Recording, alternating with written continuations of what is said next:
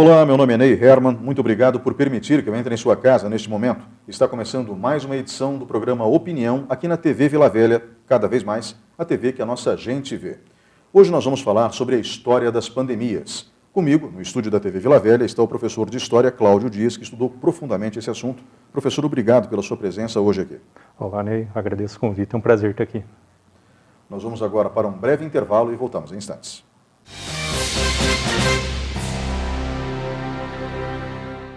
Programa Opinião. Apoio. Supermercados Tozeto, bem mais que um supermercado. Angeli Day, onde os anjos de Deus se encontram. Maxi Clean, o melhor atendimento para o seu bichinho de estimação. Box 101, o mundo da tecnologia ao seu alcance. E Armazene Baggio, guarde o que você quiser aqui. Olá, estamos de volta com o programa Opinião. Este é o segundo bloco, o tema História das Pandemias. Comigo no estúdio da TV Vila Velha está o professor de História, Cláudio Dias. Professor, na antiguidade, os seres humanos não se locomoviam, como aconteceu logo depois, à medida que muitos avanços tecnológicos foram ocorrendo, bem como a doma de animais selvagens, como cavalos, por exemplo. Isso possibilitou o transporte de mercadorias e também o transporte de pessoas ao longo da história.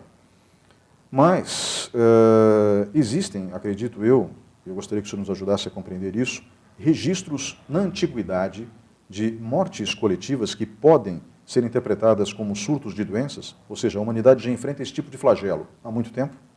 Olha, é muito possível que sim. O que é difícil para tempos muito antigos é você encontrar vestígios, porque na história a gente trabalha assim, né? A gente tem que trabalhar com fontes, sejam elas quais forem, né? Escritas, imagéticas ou materiais. O que vem surgindo são fontes materiais, vestígios arqueológicos. Aqui a gente fala de ossadas, covas que foram encontradas, arcada dentária. É um estudo, me parece, muito recente ainda. Eu assisti algumas palestras anos atrás, ainda quando fazia pós-graduação na temática, mas mesmo naquela época ainda era muito recente, então é um trabalho que está se iniciando, muito difícil para fazer aferências mesmo, a partir somente dessas fontes materiais. Você não tem outras fontes escritas que ajudem na percepção. Então, você tem hipóteses. Hipóteses tem, mas é um trabalho ainda árduo, lento, precisa-se de muito ainda para chegar a conclusões mais certeiras sobre alguma pandemia, alguma epidemia, algum surto, falando aí há 3.000 anos, 4.000 anos. Mas existem registros de fossas coletivas, de covas coletivas, que mostram que muitas pessoas morreram em datas próximas. Isso existe? Existe. Existe em alguns locais na América, a palestra que me referi falava justamente sobre isso. Existe uma certa proximidade em algumas covas, mas, repito, para fazer a referência de o que será que esses seres humanos sofreram. Estão enterrados aqui, então tem alguma coisa no osso que demonstra que eles sofreram do mesmo mal. Isso ainda é um processo, ainda é um processo que vem sendo feito. Mas sim, os traços existem. O que falta precisa-se de mais tempo para fazer as pesquisas e ter conclusões realmente mais adequadas, certeiras realmente. Mas materiais tem. Professor, eu fui para a antiguidade, ou seja, como o senhor mesmo disse, 3, 4, 5 mil anos atrás, apenas para entender se, desde que os seres humanos começaram a viver em grandes concentrações, começou ou não a possibilidade de também morrerem de maneira coletiva por conta da transmissão de doenças. Mas existe um fator que eu mencionei, inclusive, na primeira pergunta, que talvez explique um pouco melhor a transmissão de vírus, principalmente, de uma pessoa para outra.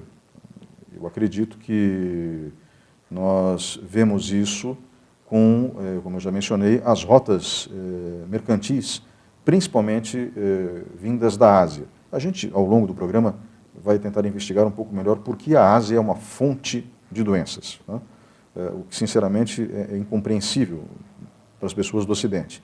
Mas uma dessas grandes pestes, como a gente costuma dizer, foi justamente a peste negra, que até onde eu saiba, dando um pulo considerável nesses últimos milênios, indo direto para o século XIV, se eu não me engano, nós temos um processo de contaminação que matou, se eu não me engano, 75 milhões de pessoas na Europa durante 6 anos. Eu gostaria que o senhor falasse um pouquinho sobre a peste negra, começando sobre a origem dela. É uma peste que não veio ou não surgiu na Europa, ela veio do Oriente, veio das rotas mercantis que vinham da China, é isso? Isso. Na verdade, ela surge no Império Mongol, né? E aí é bom a gente destacar que no século XIV, né, onde se desenvolve ali, 1347 até 50, são 3 anos mais terríveis mesmo, depois ela começa a abrandar, né, digamos assim. Mas nesse período você está tendo uma reabertura do comércio na Europa, né, não só na Europa, mas com o Oriente. Nunca deixou de existir, na verdade, mas está voltando com força, está retornando às cidades, sendo povoada novamente as cidades, que também nunca deixaram de existir, mas durante ali a Idade Média feudal elas ficaram com uma população pequena. Então isso está ressurgindo muito fortemente no século XIV. Então tem ligações, as feiras medievais, por exemplo, século XIII, século XII já tem. Então tem ligações aí com o Império Mongol, com a China, a questão da seda e outras especiarias, né, como a gente sempre aprende. Então tem essa rota comercial. E essa rota vinha, então, pela Ásia, digamos assim. E quando a gente fala do Império Mongol, as pessoas olham para a Mongólia nos dias de hoje e não imaginam que eles já foram extremamente poderosos. Tinham, inclusive, dominado a própria China, né? Até onde eu saiba. E a extensão do Império Mongol era imenso. O Império era gigantesco, acho que maior do que é hoje a Rússia, se eu não me engano, né? E talvez tenha sido o Império Soviético. Então, eu gostaria que o senhor nos relatasse isso. A peste negra, então, vem desta rota comercial que passava por dentro do Império Mongol e veio como? Veio através de ratos? Qual foi o meio que ela encontrou para chegar até o Ocidente, até a Europa? Sim, é bom destacar que o Império Mongol não se confunde com a Mongólia atual, né? Realmente, como você falou, ele é muito maior. Era um grande império da época, comparando até com o romano, muito grande realmente. Foi por essas rotas comerciais que chegaram até a Europa. Ela passa pela Europa ocidental, que a gente conhece hoje, seria Alemanha, França, Itália. Itália sofreu muito, inclusive, Grã-Bretanha, e retorna para a Rússia, né? Ela faz uma volta, atingindo também o norte da África, também atinge ali. E a hipótese que mais se aceita é que nesse comércio que vinha também por barcos, bastante precário na época, ainda que, né, fosse bastante intenso, como eu falei, mas ainda precário, trazia, sim, roedores que são aqueles que têm a doença, mas de forma, na maioria das vezes, assintomática. O roedor ele não morre, né, não tem uma mortandade de roedores por conta disso. Mas quando, no primeiro momento, a pulga, que é o vetor realmente, ela pica o rato e vem para o humano, aí sim, né, causa um problema, que o nosso organismo não aceita. Né, o vírus que lá no rato não tem problema algum. E, infelizmente, esses ratos com essa doença, né, com esse agente etiológico, eles vêm nas embarcações, né, chegam na Europa, né, e acabam, né, se propagando, ali, fazendo com que a doença se propague de maneira rápida, inclusive. E a peste bubônica era muito agressiva? Sim, bastante agressiva. Como que ela se desenvolvia? Acho que tanto na sintomatologia, né, como na propagação também, porque, veja, vamos falar dos sintomas primeiro, né? Você tem, vamos falar assim, os sintomas clássicos de uma gripe, mais elevados, assim, a um nível absurdo. Questão de dores de cabeça, problemas respiratórios, vômitos, até sintomas que não são da ordem respiratória, digamos assim. E ela tem, né, um sinal clínico que ficou marcado na história, que são os bulbos, né, que são grandes inchaços nas axilas, na virilha. Como se fossem bolas. Sim, bolas, uma laranja, mal O tamanho de uma laranja? comparando, uma maçã, mal comparando. É um inchaço, realmente um inchaço, né, chega a explodir, inclusive. Então, assim, as doenças, elas são terríveis, essas pandemias, elas ficam marcadas na história porque elas têm esses sinais de degradação, não sei se seria esse o termo correto, mas ela tira a humanidade da pessoa, você não é mais o mesmo. Né? E o bulbo é nesse sentido, você não é mais reconhecível. Né? Ele tem um aspecto horrendo, ele assusta, né? Lembra a um humano que está saudável, a gente pode imaginar até a época como era, lembra aquilo que você não quer ser, o que você não quer pegar, porque é horrível. Né? Então, só recapitulando, para deixar bem claro para o público que nos acompanha em casa, a peste bubônica vem desses bulbos, desses inchaços que lembram bolas ou pequenas frutas, no caso uma maçã pequena ou uma laranja, e isso nas axilas e na região da virilha. Exatamente. Então era extremamente desconfortável, porque a pessoa ficava com o braço em pé, não podia fechar as pernas nem andar.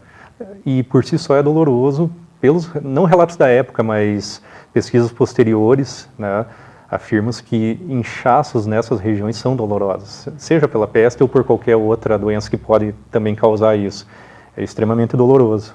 Né? Fora o aspecto cultural, como eu falava, né, de repugnante, essa é a palavra, a pessoa se torna repugnante. Porque eu acredito que esse bulbo acabava explodindo em pustema, né, um pus que saía, correto? Sim, ele tem um aspecto avermelhado, né, e também tem isso, essa purulência dele mesmo, né, então é algo que choca, né, toda doença que fica marcada, como eu falei, ela tem um sinal assim, né, a gente pode lembrar nos idos dos anos 80 a AIDS, a questão do emagrecimento, o cabelo cair, na questão do câncer, né, lamentavelmente elas ficam marcadas por conta disso. No caso da AIDS, a gente está dando um salto muito grande de vários séculos, né? Mas no caso da AIDS nós tínhamos também uma marca característica que eram as manchas na pele. Então, quando uma pessoa aparecia manchada, já era afastada automaticamente dos círculos sociais. Sendo que a AIDS não se transmite dessa forma, mas enfim, né, ela era afastada. Isso no começo dos anos 80, agora no século XX. Mas voltando para o século XIV, em 1357, se eu não me engano, 47. Né, nós, 1347, nós temos, foi de 1347 a 1353, sendo que até 1350 foi o grosso da mortandade. Né? Me corrija se eu estiver errado. Certo. Professor, nesse caso específico, a peste também ficou conhecida não só como peste bubônica, o senhor acabou de explicar a questão dos bulbos, mas também como peste negra. Por que peste negra? É porque essa doença ela tem alguns estágios. O primeiro é do bulbo. O segundo estágio, quando ela se instala na corrente sanguínea, ela faz acontecer algumas hemorragias e de tão severas, né, tão fortes, a pele começa a enegrecer.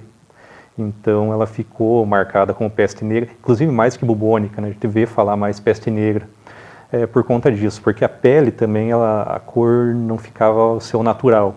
Ela escurece realmente, mas por conta de uma hemorragia. Num segundo estágio já mais avançado, quando ela já se instala realmente nos órgãos, na corrente sanguínea. Então, por isso ficou peste negra. Né? A pessoa fica realmente, né, com a pele escurecida.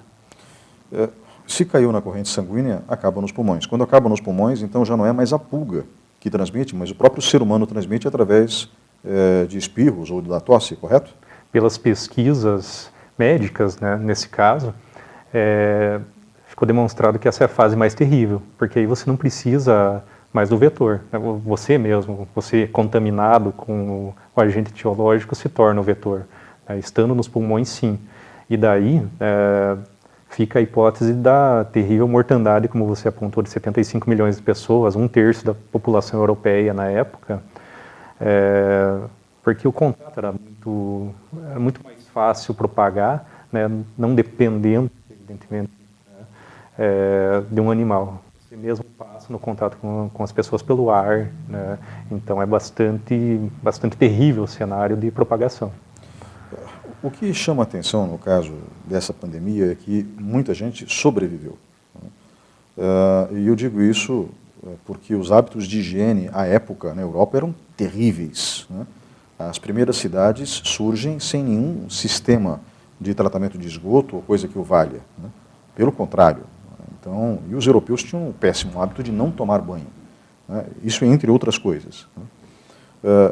É óbvio que a gente imagina que essa situação tenha sido agravada, mas a peste negra ela vai reduzindo nos últimos 3 anos, de 1350 a 1353, e depois desaparece, ressurgindo na sequência, a gente já volta nesse assunto. Mas como que ela acaba, assim, sem mais nem menos? Olha, a gente pode fazer, inclusive, um paralelo com o que a gente está vivendo com o coronavírus.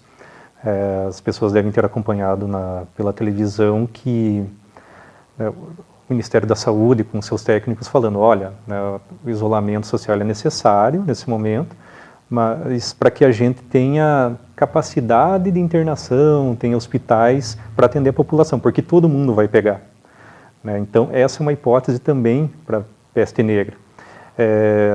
Toda doença, ela tem pessoas que ela acomete, mas não desenvolve, inclusive nesse caso. Ou então pessoas que conseguem passar por ela também gerando anticorpos, né? Então, uma das hipóteses, né, muito prováveis é essa. As pessoas adquiriram ali no 1351, 52, 53, 54 ainda, anticorpos, pegaram, né? O vírus ele é mutável, né? Ele pode ter atenuado um pouco, então algumas pessoas pegaram, desenvolveram anticorpos, né? Não faleceram, ou algumas que conseguiram passar, embora o prognóstico fosse terrível mesmo, passar por aquilo gera imunidade também.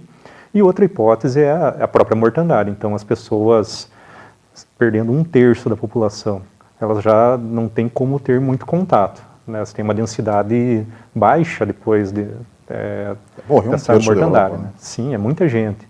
Então, não tem essa propagação pelo ar, por exemplo, ela já começa a não ocorrer, né? Os próprios animais que antes serviam como vetor, né, não tem alimentação, não tem como sobreviver ali também, por conta, né, do ser humano morreu, não produz outras coisas. Os ratos, por exemplo, se aproveitavam. Então, isso também ajuda a abrandar.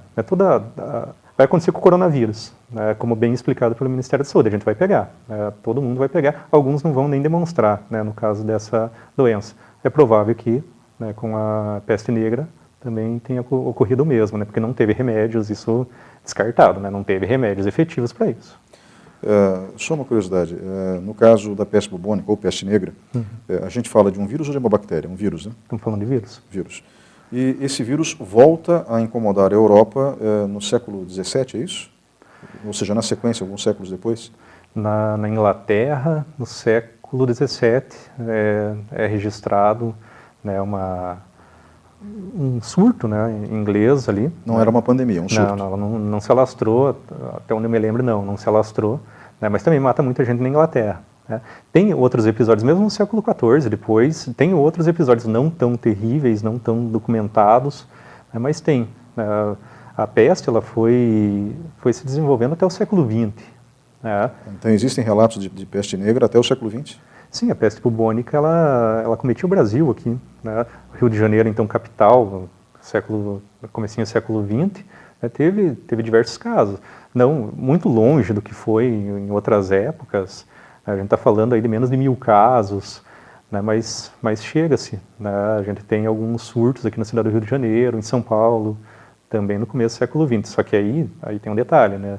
No final do século XIX já se conhece o agente etiológico, já começa a se produzir um soro, aqui no Brasil mesmo, né? O Instituto Soroterápico no Rio de Janeiro começa a produzir lá em Manguinhos, em São Paulo também, aí abranda, né? Você já não tem aquele terror com a peste, porque sabe-se que tem um remédio para isso. Tanto é verdade que, passando o século XX, nós temos aí, de 1980 para cá, nós temos 2 casos no Brasil, nenhum faleceu, assim, não temos mortes por peste mais e pouquíssimos casos.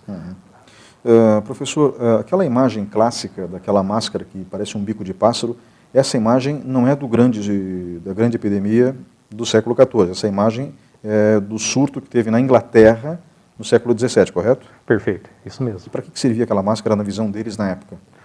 Olha, acreditava-se na época que um dos fatores, né, de propagação, né, da peste eram os chamados miasmas, Então, gases pútridos, eles acabavam, né, circulando pelo ar. Se a pessoa acabasse respirando aquilo, né, entrando em contato, ela adoecia. Concepção da época, né? Tudo que a gente relatou são concepções posteriores.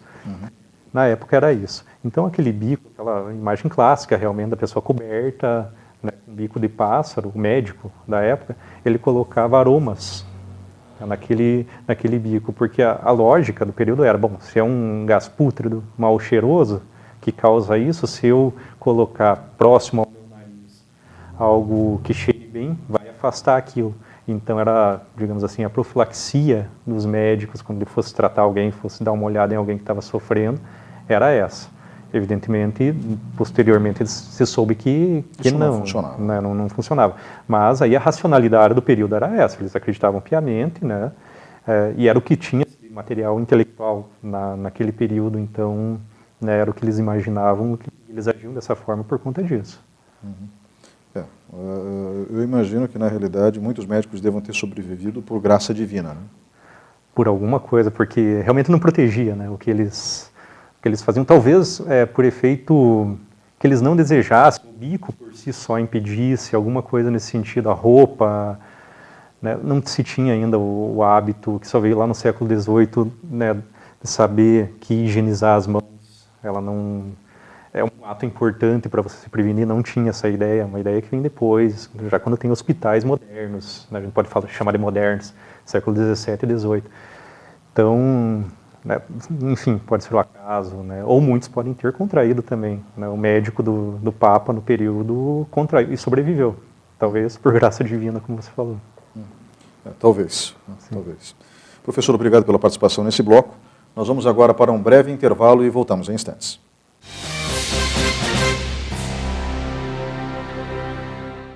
Programa Opinião. Apoio. Supermercados Tozeto, bem mais que um supermercado. Angeli Day, onde os anjos de Deus se encontram. Maxi Clean, o melhor atendimento para o seu bichinho de estimação. Box 101, o mundo da tecnologia ao seu alcance. E Armazene Baggio, guarde o que você quiser aqui. Olá, estamos de volta com o programa Opinião. O assunto de hoje é a história das pandemias. Comigo no estúdio está o professor de História, Cláudio Dias. Professor, no bloco anterior, a gente deu uma ênfase muito grande à peste negra ou peste bubônica, porque realmente acho que foi o evento mais marcante e trágico no que se refere a doenças da história da humanidade. Por sorte, os povos nativos das Américas não sofreram com isso, porque ainda não se tinha iniciado o ciclo das grandes navegações. Mas os europeus, que tinham sobrevivido, por exemplo, à varíola, ao vírus da varíola, e acabaram desenvolvendo uma certa resistência, trouxeram essa doença, além de outras, trouxeram essa doença para as Américas. E daí sim, as tribos nativas das Américas não tiveram muita sorte na hora de enfrentar a varíola, né? O que aconteceu? Houve uma mortandade grande de povos nativos do continente americano como um todo, da América do Sul, América do Norte? Sim, a ponto da historiografia considerar esse um dos fatores determinantes na colonização, junto com outros, a superioridade bélica, por exemplo, mas lado a lado é colocado as doenças que foram trazidas para a América, porque aí a gente está falando de indivíduos que não tinham contato algum, né, com a Europa, portanto não tinham contato com as doenças, com os patógenos, com os vírus, com as bactérias, enfim, que circulavam na Europa, e lá já tinha imunidade naturalmente, né, para muitas doenças. Aqui não. Então, o contato nesse sentido é terrível. Na África já tinha varíola também, e a gente tem outra marca, né, que a gente tem, infelizmente, no Brasil, mas a escravidão. Lá eles conheciam a varíola, e como teve o tráfico negreiro, também, né, os próprios africanos acabavam trazendo consigo, né, o vírus, né, varíola, sarampo, enfim. E sim, a mortandade foi terrível. Aqui no Brasil, a gente tem estimativas de que os portugueses vêm para cá em 1500, em 1650, 150 anos depois, toda a população já havia tido contato com esse vírus. E a mortandade assim, em poucos anos, a gente tem epidemias, surtos no litoral brasileiro, não me recordo se é no Rio de Janeiro, 30 mil pessoas assim, em pouquíssimos anos. 30 mil para a época, para essa realidade, era muita gente. A gente está falando de populações reduzidas mesmo. Então sim, foi bastante terrível, né? Foi um genocídio, né, que aconteceu, até porque não foi só algo natural. Os europeus não sabemos o que acontece na época. Existem relatos, aqui sim, fontes imagéticas, né, imagens de nativos se enrolando com cobertores que eram trazidos da Europa, ou seja, sugere uma intencionalidade naquilo. Tá? Então sim um episódio muito, muito terrível da nossa história, também o que foi feito com as populações nativas aqui, né, de propósito ou não, foi bastante terrível. A questão da arma biológica, como se diz, ela não é novidade, né? A gente falava sobre a peste negra no bloco anterior. Os próprios mongóis jogavam cadáveres com a peste negra para dentro de cidades fechadas no continente europeu, não é verdade? É o que se afirma, né? Não tenho certeza se a gente pode confirmar isso, mas é de muito tempo isso, né? Que realmente eles chegaram lá, eles perderam uma batalha, uma cidade próxima ao Mediterrâneo, não me recordo qual o nome da cidade, mas para não perder totalmente, eles pegam seus próprios cadáveres e jogam para dentro da cidade, que era murada na época, né, por catapultas, né, sabendo que, sim, vão contrair alguma coisa, né, vão entrar em contato com esses corpos e vão adoecer. Então, sim, é intencional. Bom, vamos agora para a gripe espanhola, em 1918, né, que é a última grande pandemia que se tem notícia. Existiram outras pandemias na sequência, a gente vai conversar sobre isso também durante o programa hoje, mas a gripe espanhola, para início de conversa, não deveria nem ter esse nome, porque ela surge nos Estados Unidos, correto? Certo, nos Estados Unidos, em Fort Riley. Ela surge, uma primeira onda que acomete os Estados Unidos, ela é benigna no sentido de não causa sintomas muito evidentes, as pessoas conseguem se recuperar tranquilamente, né? Mas ainda assim, ela surge nos Estados Unidos e a segunda onda, que é a terrível que a gente conhece, né, ela é derivada dessa primeira onda que vem dos Estados Unidos. Então, de espanhola, claro que teve casos na Espanha, né, mas ela não é oriunda da Espanha. Ela ficou conhecida porque a Espanha noticiava muito na época, a época da Primeira Guerra Mundial, você tem uma censura de guerra nos jornais, e a Espanha não, como país que não se envolvia na guerra, podia noticiar, né. Então, em 1918, todo jornal espanhol está noticiando, o rei contraiu gripe espanhola também, e eles noticiam, então por isso que ficou gripe espanhola, porque é de lá que as informações vêm em maior número, mas não é ali daquela região do mundo o nascedouro assim, da pandemia, não. Então, acredito que os soldados americanos trouxeram a gripe para o continente europeu, porque os Estados Unidos acabam se envolvendo no conflito, né?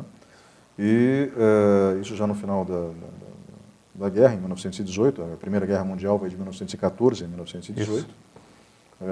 A Alemanha e seus aliados perdem a guerra, né? A França e seus aliados vencem a guerra, mas, enfim, a pandemia vai, se eu não me engano, de janeiro de 1918 a dezembro de 1920, né? Ou seja, ela dura um bom tempo e chega no Brasil também, né? Mata 50 milhões de pessoas no mundo, é isso? Sim, as estimativas são em 50 milhões no mundo, cerca de 35 mil no Brasil. De fato, a temporalidade é essa, um pouco mais, um pouco menos, né? É difícil analisar com total certeza, mas ela surge em fevereiro, março, né, nos Estados Unidos, 18, ela chega pelos soldados realmente, que os Estados Unidos entra na guerra em 1917. Então, está mandando soldados, e nessa transição para a Europa que o vírus sofre uma mutação, né, e se torna bastante virulento mesmo, né, com todas as características que a gente conhece da gripe espanhola. E ela dura, né, ela circula o globo, essa efetivamente, né, ela se espalha pelo globo, tem mortes, né, em todos os locais. No Brasil, o medo foi muito grande, a gente pode aferir por jornais, documentos oficiais, né, do poder público da época. Então tem no Brasil, tem nas Américas, né, foi um dos últimos locais a chegar. E tem na Oceania também, né, na Oceania tem relatos aí de pequenas ilhas que perderam aí 60%, 70% da sua população, né, com essa segunda onda que mas de agosto de 18, né, se estendendo até, forçando um pouquinho até 1920. Então, o vírus ele é muito eficiente. Esse era o vírus influenza, né? Influenza, sim. E mais tarde se descobre uma vacina para ele, e, enfim, acaba não sendo mais tão nocivo quanto foi naquele momento. Existem estimativas que falam em 100 milhões de mortos, mas isso nunca foi confirmado. As estimativas dos historiadores mais moderadas falam em 50 milhões, correto? Sim, a gente pode acreditar 50 milhões, né, até 100, nesse intervalo eu acho que é aceitável, porque é muito difícil se tabular, né, falando em 100 anos atrás, né, então se recolher todos os dados, né, historiográfica de todos os países, né, lançarem os dados, então é difícil ter um número exato, perfeito, né. Então nesse intervalo de 50 a 100, o que já, se for 50 já é muita gente para 1920, né, mas pode ser mais, provavelmente até seja um pouco mais realmente. É porque eu sei que os historiadores costumam ser muito conservadores, né, nesse processo. Eles não gostam de especular, né, eles gostam de lidar com dados concretos. Então, eu acredito que os 50 milhões sejam dados concretos. Professor, o senhor falou que algumas ilhas da Oceania, por exemplo, perderam 70% dos seus habitantes. Então, a gripe espanhola foi muito forte. E essa, como a gente comentou, veio dos Estados Unidos, ou seja, não veio da Ásia. E sofreu uma mutação na Europa, né, e matou uma boa parte da população mundial na época. Mas a gente tem muitos vírus vindos do Oriente. A gente mesmo mencionou que a peste bubônica surge dentro do Império Mongol e daí se espalha pela Europa. Isso no século XIV. E depois fica presente no meio da população durante os séculos subsequentes até o século XX. E no século XX nós temos outros episódios de gripe. Temos a gripe asiática e a gripe de Hong Kong. Eu gostaria que o senhor falasse um pouquinho sobre uma e outra, começando pela gripe asiática. Matou muita gente também no mundo, né? Sim, elas são comparadas à gripe espanhola e à própria peste negra, elas são muito menores, né? A de 1957, que é comumente chamada de gripe asiática, e a de Hong Kong em 68. Cerca de 1 milhão de pessoas, claro, não estamos desprezando o número, né? É muita gente. Sempre é bastante, né? Só não é tanto quanto as demais. E 1,5 milhão, 2 milhões na de Hong Kong.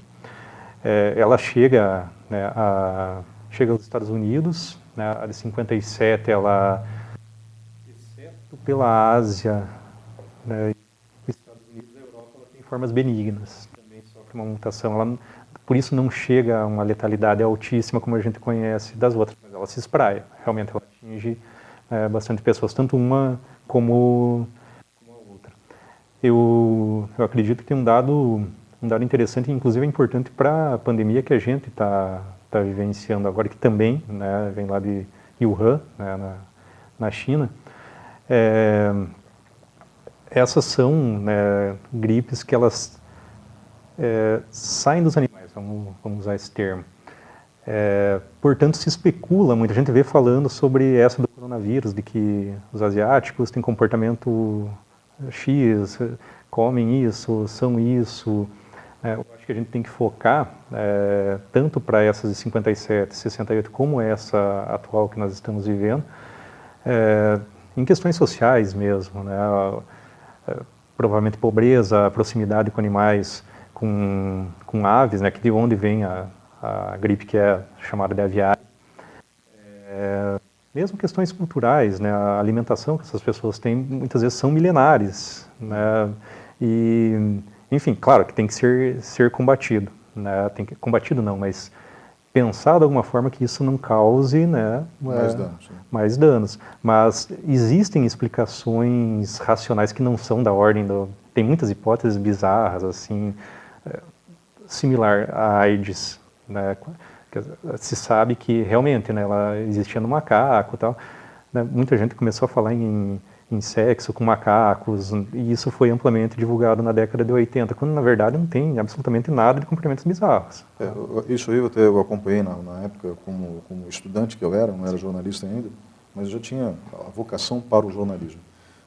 No caso da AIDS, realmente muitos povos africanos comem macacos. Comem, isso. Inclusive, tem uma predileção pelo cérebro do macaco, que é uma iguaria. Exatamente. Então, no macaco, o vírus do HIV não faz nada, né? Agora, no ser humano, é aquele desastre que todos conhecem. Sim. É bom lembrar que também contaminou muita gente no começo da década de 80. Né? Muita gente famosa, inclusive, morreu, como, por exemplo, o Freddie Mercury e o cantor Cazuza, no Brasil. Sim, sim. Então, ambos vítimas do vírus do HIV. Hoje se consegue ter uma boa qualidade de vida com o vírus por conta de todos os medicamentos que foram desenvolvidos, mas não existe uma vacina para o HIV. Ainda não foi desenvolvida, não. Apesar dos últimos 30 anos de pesquisa em relação ao assunto. Né? Acaba-se chegando a uma conclusão que mais cedo ou mais tarde o corpo humano vai desenvolver uma certa imunidade ao HIV. Não sei se o que o vírus vai passar por uma mutação e ficar mais brando. Não sei se isso vai acontecer de fato, porque ele é terrível porque afeta o sistema imunológico. Podemos até falar que o HIV acaba se tornando uma pandemia na sequência também, né? Ela tem... Porque se espalha pelo mundo inteiro. Né? Ela é uma pandemia, né? Só que ela tem evolução crônica, né? Isso que ela se difere das demais, quando a gente fala em epidemia, a gente está falando em um tempo determinado em que ocorre, né? Ela tem um começo, meio e um fim, né? O HIV, né, que causa AIDS, ele não, né? Temos 40 anos já e não se tem perspectiva de vencê-lo tão breve, embora a pesquisa está muito avançada, pesquisando pessoas que desenvolvem imunidade, possibilidade de transplantes, de medula, enfim, uma série de pesquisas estão sendo feitas, mas não tem no horizonte um fim para a AIDS. Mas o que é importante, né, a questão da relação humano-animal, né, é que ela existe para alimentação, né, como a gente bem falou, seja na África, seja na Ásia, que a gente vinha conversando, só que quando chega no Ocidente, geralmente tem algumas deturpações com relação a essas ideias, né? O chinês que fez de propósito, enfim, e aí segue, né? Pois é, isso já entra na teoria da conspiração, sim, que acho que não cabe aqui agora, sim.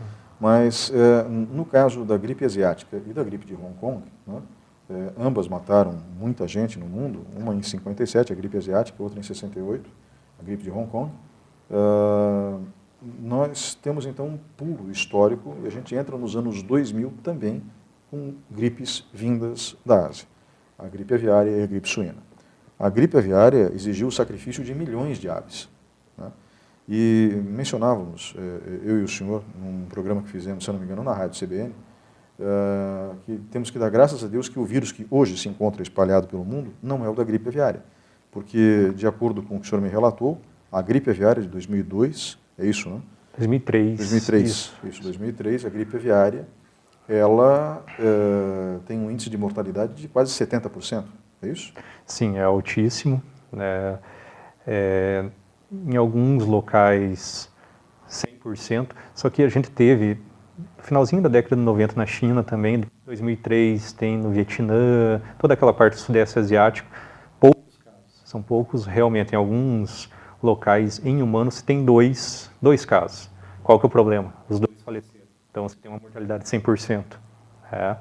E os pesquisadores, os sintomas são terríveis, você sente de tudo que é de pior no teu corpo, né? Não só questões respiratórias, problemas respiratórios, uma série de problemas estomacais, dores, enfim.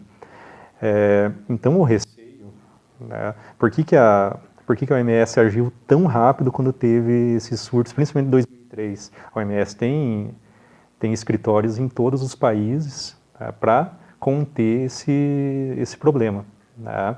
Agiu muito rápido. Por quê? Porque se ela tivesse uma recombinação do vírus que vem da ave, né, com algum outro tipo de vírus humano, e se tivesse uma mutação e se desenvolvesse, ele poderia causar essa mortandade. Então, se imagina se ela atinge o globo como hoje atingiu o coronavírus, seria uma catástrofe, muito pior do que a gente está vivendo, inclusive. Então, por isso o receio, né? Ela tem potencial, uma gripe aviária, quando passada para o humano, de ser uma nova peste negra. Eu acho que não é exagero falar isso. Tomara que não aconteça. A vantagem é que a peste negra, bem como a gripe aviária, dão sintomas. Você não transmite se você já não tiver com sintomas. O coronavírus não. Você transmite se você não tem os sintomas. Esse que é o problema do coronavírus e por isso que se espalhou tão rápido. Mas no caso também da gripe suína, daí alguns anos depois, se não me engano, em 2009, daí surge a gripe suína, correto? Isso no México, né, ela é origem americana, né, também.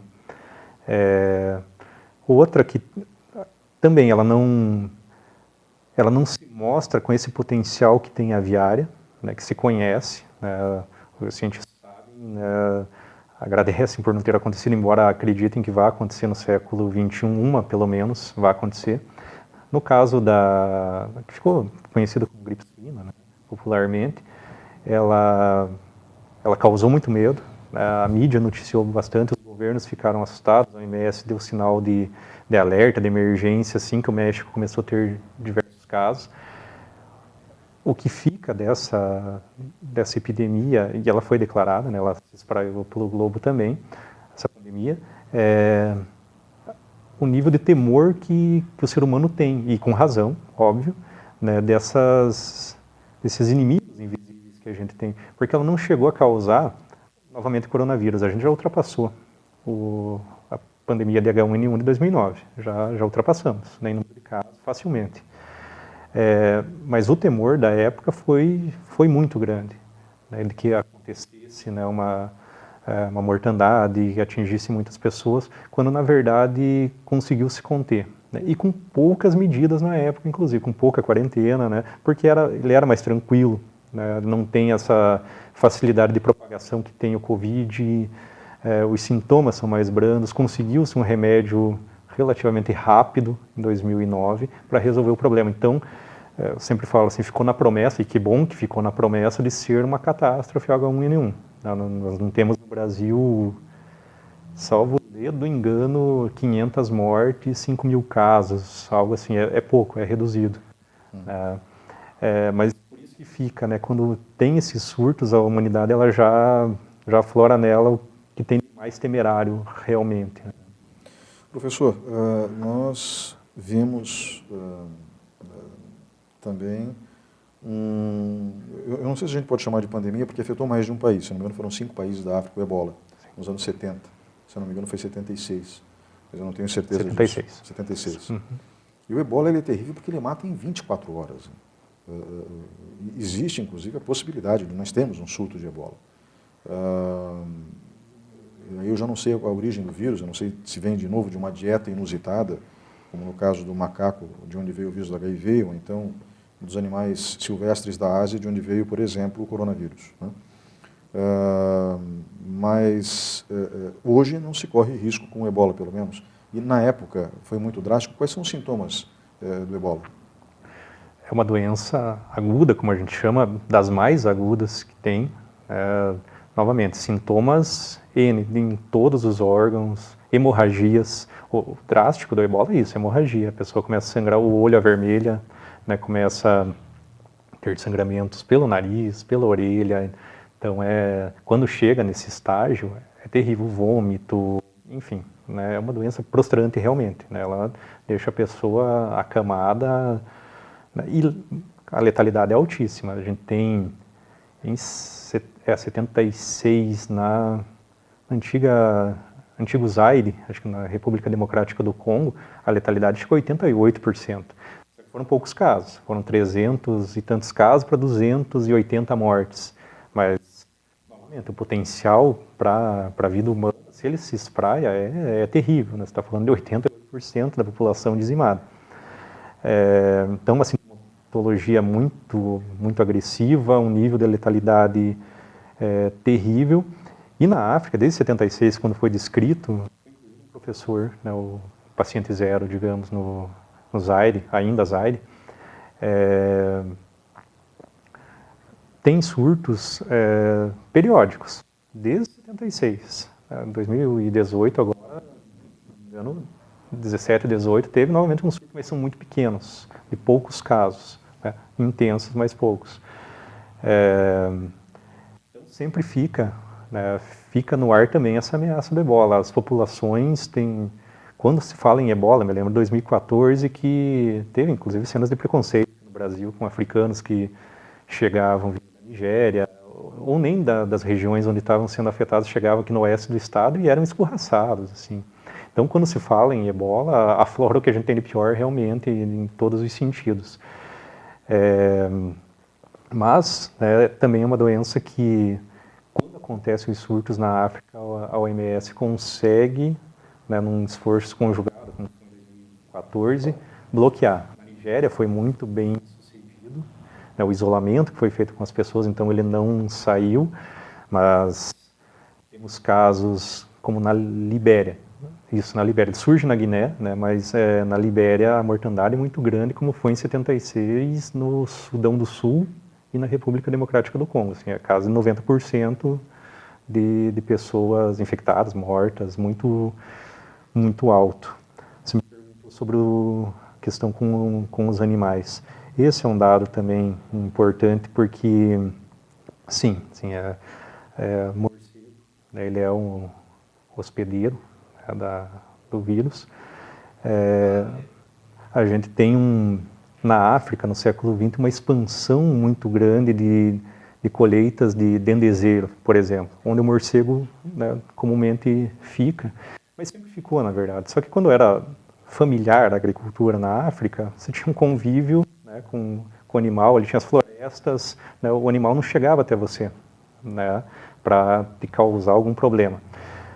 Com desmatamento, mineração na África, muita mineradora, chega lá, esses animais não tiveram mais para onde ir, e as plantações que também são exploradas por empresas que nem são africanas, também são mais próximas, aí é uma agricultura em larga escala realmente.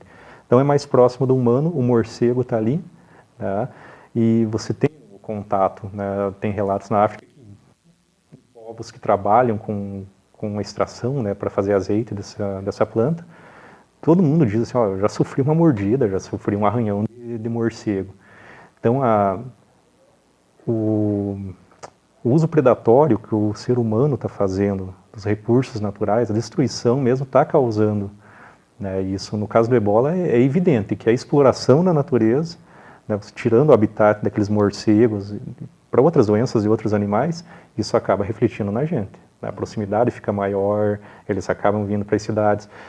A gente tem aqui no Brasil a febre amarela com os macacos. Também é um ambiente selvagem onde eles viviam, nunca deu problema. O desmatamento fez que um mosquito viesse para a cidade, os macacos estivessem mais próximos também nos centros urbanos, enfim. E a doença chega muito mais fácil. A mesma coisa com o ebola, acontece desde 76 na África. Então, nesse caso, não era a dieta de alimentação do morcego, mas o morcego, através da picada do arranhão, infectando o ser humano. Não, eles são caçados também. Só que em outras regiões da África, não são ali nesse ocidente africano onde aconteceu na Libéria, Guiné. Ali é mais pelo contato, mordida, arranhão, por ter uma proximidade muito grande. O habitat dele foi devastado, então eles ficam nas casas, chegam próximos às casas, ou nas árvores mesmo, mas as árvores também, a plantação é muito próxima, os trabalhadores vivem na plantação, enfim, cria um cenário ideal para esses surtos, tanto é que sempre acontecem. Professor, obrigado pela participação nesse bloco. Nós vamos agora para um breve intervalo e voltamos em instantes.